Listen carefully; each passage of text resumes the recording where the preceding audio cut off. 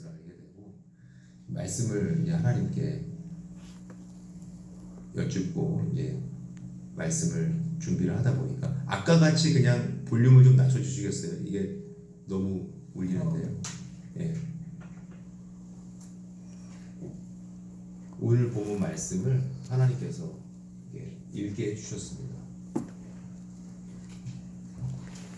제 안에 이 본문 말씀을 읽을 때 하나님이 주신 마음 무엇이었냐면요, 너는 왜 지금 전도를 무덤 앞에 있는 돌 덩어리로 여기고 있느냐라는 질문을 저에게 주셨습니다. 예수님을 사랑하는 제자 여인들이 있었습니다.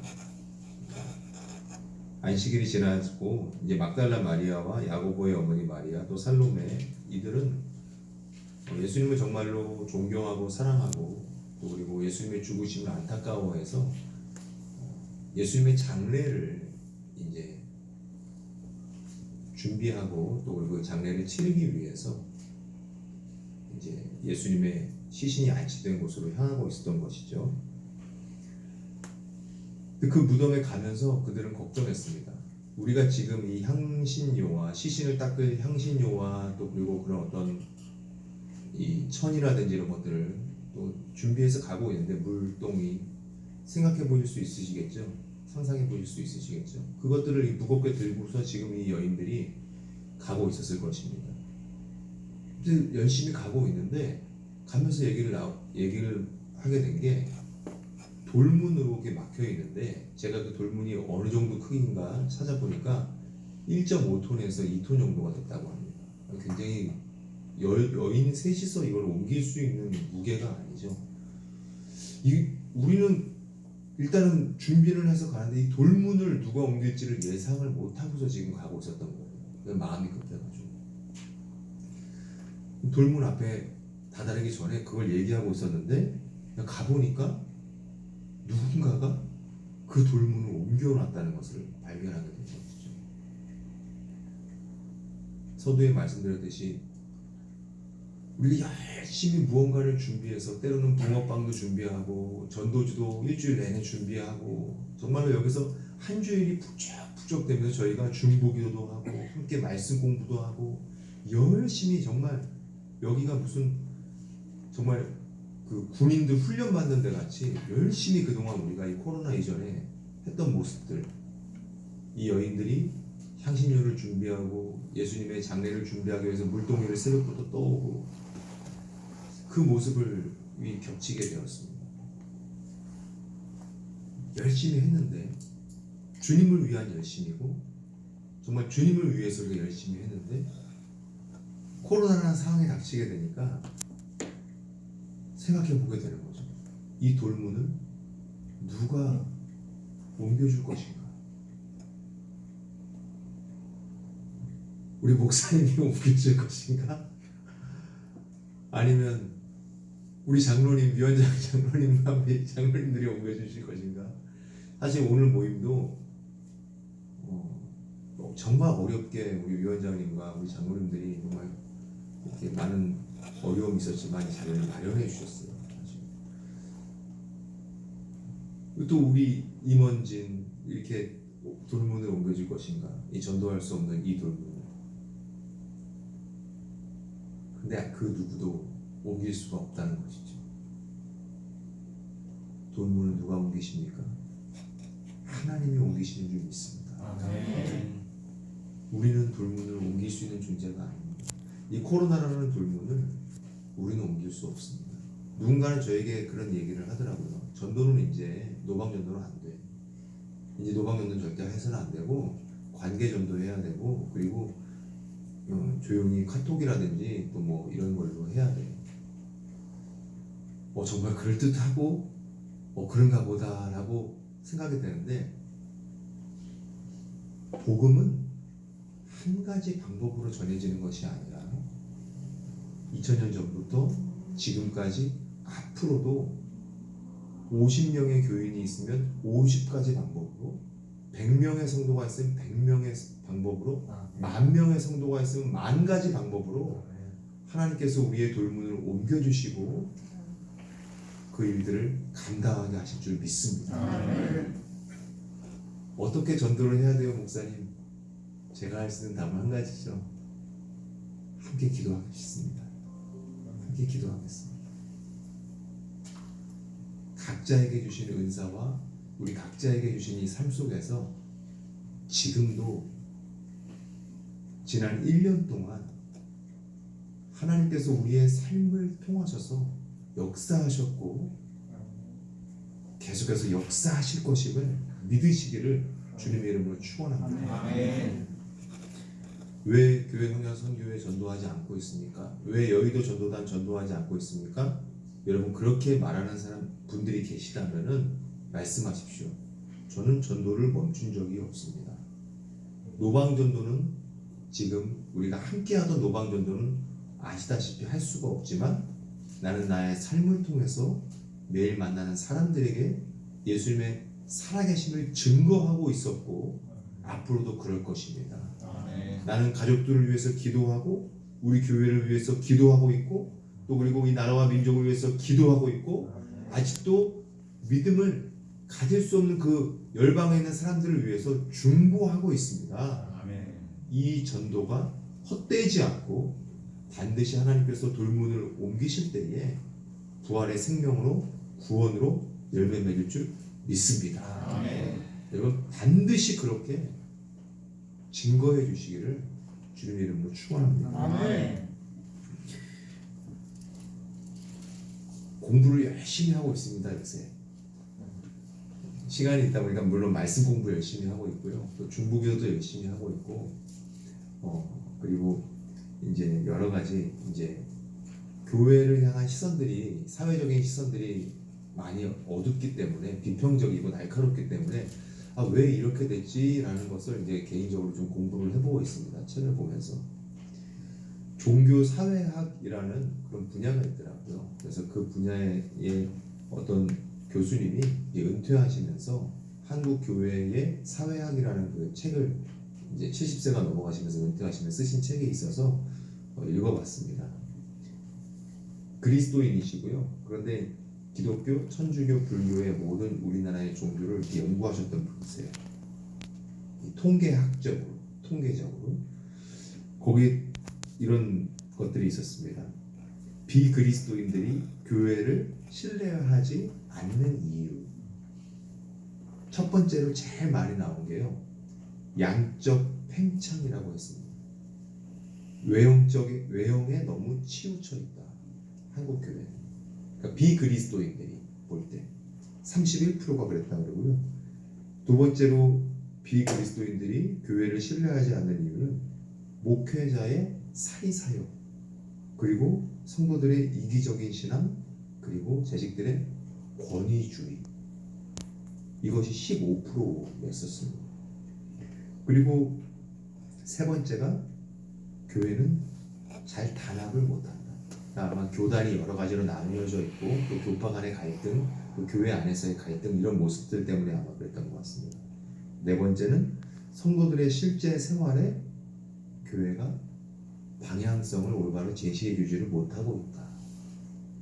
또 다섯 번째 마지막이 지나치게 자기 중심적이다.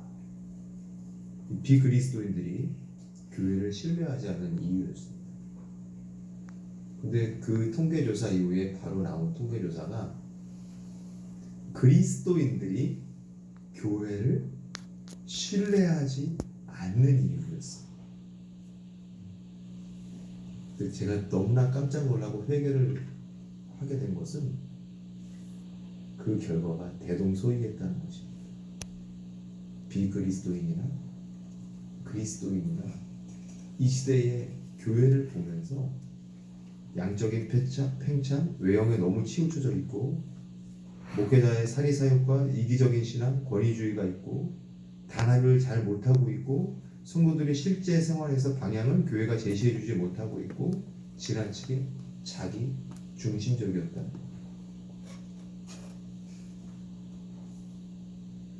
그 사실이 저한테 굉장히 충격이었습니다. 왜냐하면은 그럴 것 같다라고 기도할 때마다 생각은 느낌은 들었었거든요.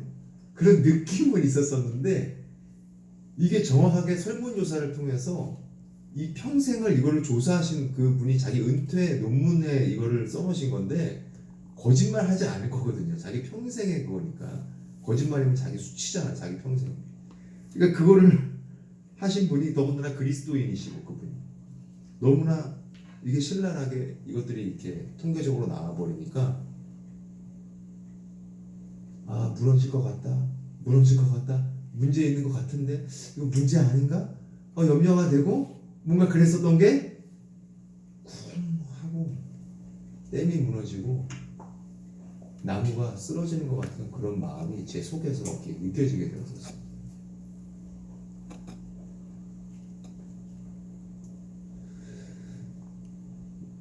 위기입니다.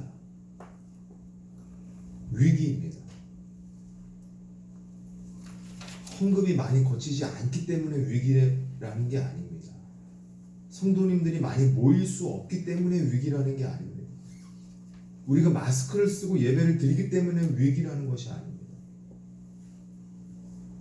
우리가 돌문을 우리 방법대로 옮기려고 했었고 내 힘대로 내 뜻대로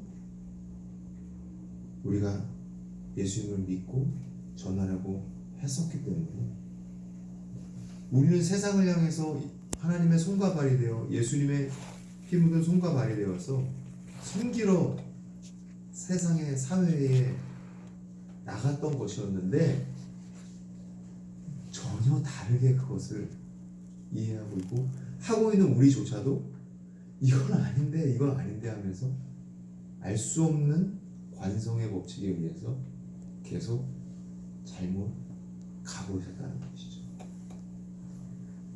코로나는 그렇기 때문에 너무나 힘든 일이긴 하지만 우리의 암덩어리를 하나님께서 도려내시고 있는 너무나 훌륭한 우리의 영적인 의사 되신 예수님의 영적인 메스 손길임을 여러분 잊지 마시기를 주님 이름으로 축원합니다. 오늘 말씀을 준비하면서 과연 이런 얘기까지 하나님 해야 돼요 몇 번 저도 고민하고 물어봤는지 모릅니다. 근데 하게 되었습니다. 우리는 예수님의 부활의 첫 번째 증인 굴려진 돌문을 보는 증인 그러한 전도자임을 잊지 마시기를 주님의 이름으로 축원합니다. 돌문은 우리가 옮기는 것이 아닙니다. 지금 우리는 기도의 향신료를 준비하고 그리고 우리가 열심히 말씀을 통해서 우리를 진단하면서 회개의 그 물에 우리의 손을 씻고 손과 발을 씻고 이런 것들을 준비하는 것이지 돌문은 하나님이 반드시 옮겨주신다는 사실을 잊지 마시기를 주님의 이름으로 축원합니다. 그러면 우리가 해야 될 일은 하나님 결국 옮겨주셨군요. 하나님 살아계십니다. 그리고 그것을 증거하는 것. 여러분 보십시오. 하나님 살아계십니다. 내 삶에 이렇게 역사하셨고 우리들의 삶에 이렇게 역사하시고 이 세상에 지금 이렇게 역사하고 계십니다를 증거하는 그 첫 번째 증인 그것이 우리에게 맡기신 전도의 사명임을 잊지 마시기를 주님의 이름으로 축원합니다. 오늘 이 말씀 가운데 참 이게 코미디 같은 우스운 장면이 나옵니다. 마지막 절인데요. 하나님의 사자가 이들에게 이 증거를 받은 이들에게 먼저 너희들을 보다 먼저 갈릴리로 가신 그 예수 그리스도를 그 베드로와 제자들에게 가서 말해라 증언해라 라고 이 사명의 말씀을 지금 주시는데 이 여자들이 몹시 놀라 떨며 나와 무덤에서 도망하고 무서워하여 아무에게도 아무 말도 하지 못하더라.